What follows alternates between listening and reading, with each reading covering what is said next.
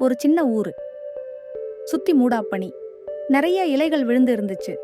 அங்க லூனான்னு ஒரு பொண்ணு இருந்தா. அவளுக்கு 7 வயசு. அவ ரொம்ப நல்ல பொண்ணு. புதுசா எல்லாம் பார்க்க ஆசைப்படுவா. நிறைய பசங்க போக பயப்படுற இடத்துக்கெல்லாம் அவ போவா. ஒரு குளுமையான சாயந்திரம். லூனாவும் அவளோட பெரிய ஆரஞ்சு பூனை விஸ்கர்ஸும் அவங்க வீட்டு பின்னாடி ஏதோ புதுசா பார்த்தாங்க. அது ஒரு பழைய மர வீடு. அது ரொம்ப நாளா அங்க இருந்துச்சு. ஆனா அவ இப்பதான் முதல் தடவை பார்க்கறா. அது ஒரு கோணலான வில்லோ மரத்துல மேல இருந்துச்சு. அதுல பாசி புடிச்ச படிக்கட்டு இருந்துச்சு. ஒரு சின்ன மரக்கதவு மெதுவா காத்துல ஆடிட்டு இருந்துச்சு. முதல்ல லூனா அந்த வீடு யாரும் இல்லைன்னு நினைச்சா. அப்புறம் அவ அதை பார்த்தா. ஒரு வெளிச்சமான விளக்கு உள்ள தொங்கிட்டு இருந்துச்சு. காத்தே இல்ல. இது என்ன புதுசா இருக்குன்னு லூனா மெதுவா சொன்னா.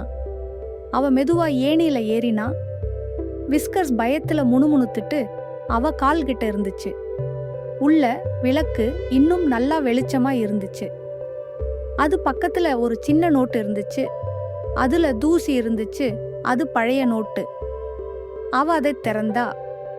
முதல் பக்கத்துல இப்படி எழுதி இருந்துச்சு: வந்ததுக்கு நன்றி, நான் காத்துட்டு இருந்தேன். லூனா திடுக்கிட்டா. திடீர்னு விளக்கு கொஞ்சம் ஆடிச்சு. ஒரு சின்ன சத்தம் மெதுவா கேட்டுச்சு. விளையாடலாமா?